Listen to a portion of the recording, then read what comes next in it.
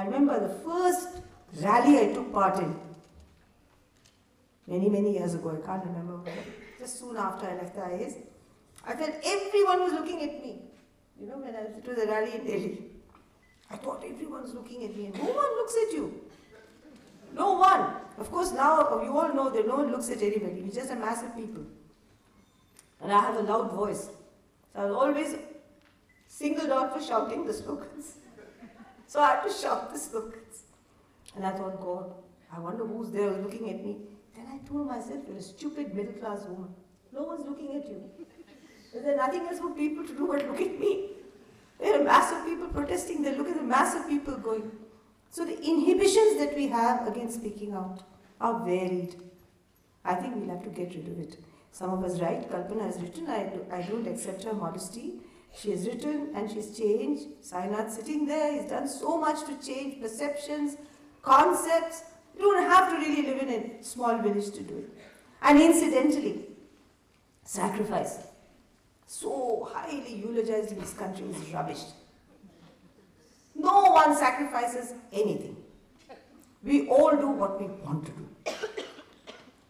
And if we think we've sacrificed something, we better go and do whatever we've sacrificed. I just don't believe in it. Someone asked me, what, 4 years ago, I met my, batchmates. Gopal Gandhi, who was also my batchmate, he and I were in a meeting in Calcutta. He was chairing the meeting, he was then governor of Calcutta, West Bengal, and I was speaking. And he said, there are only two things that are known by their batches, medicines and IAS officers. At least medicines. After what happens after some time? The medicines. They expire. But the IAS officers only expire when they're actually taken to the cremation ground. So the batchmates. So in these various things, what? Left the IAS? So what? What is it, a sacrifice? I remember these batchmates of mine meeting at some wedding. And they said, some of them said, Aruna has sacrificed a lot. She's gone and she's living in this village and she blah, blah, blah. One chap said, I think this is all rot. I think she's given up material comfort for mental comfort. And we guys have screwed ourselves up. But we want material comfort. I think she's better off. What do you mean that she's not better off? I think she's much better off than we are. So it depends from where you sit and what you see. And believe me, I've not sacrificed anything. I enjoy myself. I've enjoyed the time I've spent with the women. I've loved all of them. I enjoy being in that house in Devdumri.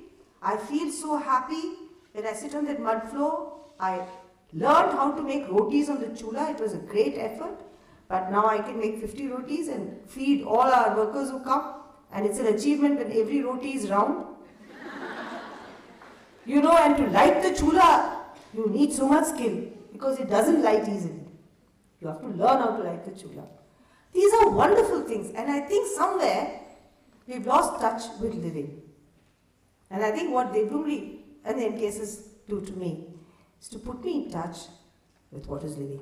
Of course, this is an old story which I'm going to repeat. But Chunni Singh tells us over and over again कि यार सब कुछ खत्म हो जाएगा तो तुम लोग मर जाओगे मगर मैं जी लूँगा मैं मकान बना सकता हूँ मैं खेत जोत सकता हूँ मैं कुआं खोद सकता हूँ तू क्या करेगी यास्मी तू क्या करेगी तू तो मर जाएगी कुछ नहीं कर सकती है So these are living skills and they're as important as anything else in this country or anywhere else in the world. So I think some of the perspectives on life change when you go and live there. And I think, as was said in the beginning, you must absolutely go and taste it and come back. Some years ago, we get interns, and there were people from IITs, from Lady Shri Ram College, from St. Stephen's College, from all the fashionable colleges in Delhi, so-called fashionable colleges. Children are wonderful wherever they are. They all came, and there were 30 of them. So we said to them, one day you'll have to work on an NREGA worksite. You'll have to go and dig for 4 hours. Everyone does 8 hours, you do 4 hours. They thought it was easy. So they took the pickaxe, the shovel, which is called the Genti and the Bhabha in Rajasthan, the Tagari, and they went, and we allocated them like village workers are done, 5 to a work site. At the end of that, we had a discussion. And they said, this is skilled work.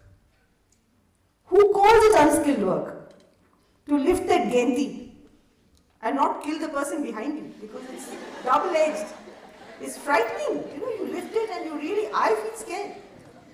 You know, Bhabha, you think shoveling some stone onto the Tagari is easy work. Try and do it. And then lifting it, it weighs 20 kilos. To lift that to your head is another major exercise. Or if someone lifts it and puts it on your head, you feel as if you have 3 tons of something on your head. Then you have to walk with it and dump it and come back. And then the government says, "Ye kaam nahi karte." We all say, "Kuch kaam nahi karte." They are all lazy people. India is full of lazy people. They don't work. They said, "We'll never say it again, ever." One girl who come from a Calcutta IIM went back to those women and said, "Look, let's have a deal. You give up this and I'll teach you how to work computers. It's so much easier. Don't do this, it's too much." Then they started fighting because work is measured in the NREG. How much work have you done? So they said, this 5 would quarrel with the other 5 and say, "They have done less work. How are you paying them more than we? We have to be paid more." So I said, there you are. Measurement is very important. So when the workers fight, we say, "Arey baapre, sab samay ladte rehte hain." But when it comes to me, they were not even going to be paid the wage. All this metaphorical. So I think when you feel it on your skin, then things change. I also worked on a work site many, many years ago because I knew it was very difficult. But I wanted to feel it on my skin, in my bones, in my muscles, how hard it is. So forever from then on, MKSS and before that too, I've maintained that it cannot be called unskilled work. Policies should be changed. It should be called skilled work. So what, as an economist, you tell me that there's more supply than demand? So what? It's still a skill. Today, because there are more engineers out of jobs, do you say they're unskilled? Of course not. Or people who work the camera or film or anything else. Of course we're skilled. Why do we call them unskilled? Such a major issue, but which comes through experience of this sort. So when you're told that you haven't worked and you won't be paid, of course you want to see the records. So when we used to go to these mates and say to them, "Show me the muster rolls." Because what is a muster roll? It's the record in which everyone's name is entered, how much mud have you taken out, how many days have you worked, how much money is paid. That mate would put it under his arm and run. And we, Nikhil, Shankar and I and many other friends have run behind the mate, miles, trying to get hold of that muster roll. And finally when we landed up, he'd say, "Oh no, the wind has taken it away." Or he'd say, "The cow has eaten it, the goat has destroyed it," but they wouldn't show it to us. Because on those muster rolls, there were dead people's names, there were fictitious names, there were wrong entries. Not because a goat ate it up or a cow ate it up. So that kind of information was vital. So the right to information, because it began from the grassroots and with experience, defined India's real reality.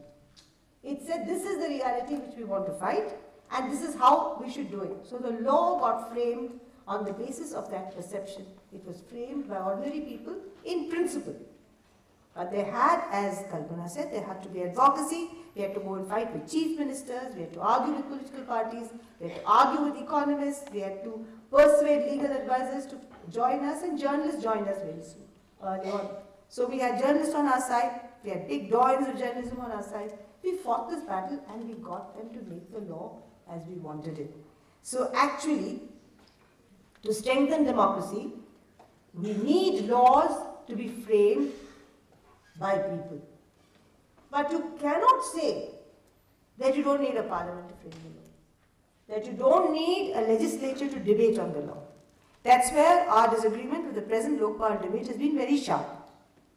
We have said yes, the RTI and the NREGA, MG-NREGA was even more broad-based because the MG-NREGA drew in the left parties, it drew in political movements, it drew in economic advisors and very highly well thought of economists, it drew in people's organizations, it even drew in NGOs, and all together 10 lakh signatures were presented in Parliament Street to ask for a bill which would give us work. But in all of them, we didn't ever say that the legislature had no right or the Parliament had no right to discuss the law. We said we need a law which contains the principles we adopted. But why didn't we say that the Parliament should not debate? It was as corrupt then as it is now.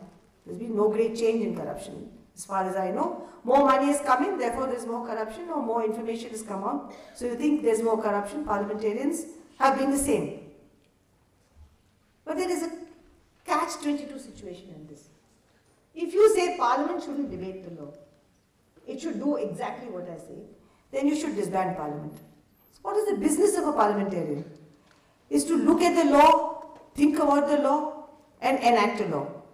We send them to Parliament and we pay them huge salaries just to do this. So therefore they must do what we ask them to do. They must be answerable to me, that is true. But to say that they should not make a law is not, in our opinion, a correct opinion. We must say that the nature of Parliament must change, the nature of elections must change, we must get better people in, and there should be standing committees. What is a standing committee? It's not of the ruling party. It is a group of people from all political parties who look at the law and to whom you can go and say, I want changes in the draft made by the government. And in the Right to Information Law, 153 amendments were made to the law by the Standing Committee. That's how we got a good law. So you can't say we don't need a Standing Committee. So these were arguments that were posed by us. The Lokpal Bill debate has strengthened some aspects of democracy, but it hasn't gone deep enough into all the issues that it has raised. It has skimmed over a number of issues, leaving a lot of complexities unaddressed and leaving even the essential principles of democracy somewhat in the area of grey. And MKSS and NCPRI have been saying that those areas need to be defined clearly. You also need to know the role of each democratic institution. Because if you don't have Parliament doing a role, if you don't have political parties performing a role, then parliamentary democracy and the concept of parliamentary democracy is being questioned. What is the alternative to parliamentary democracy? Do we have any answer today? We don't want a military dictatorship. We don't want fascism. We don't want any of the other alternatives. So we need a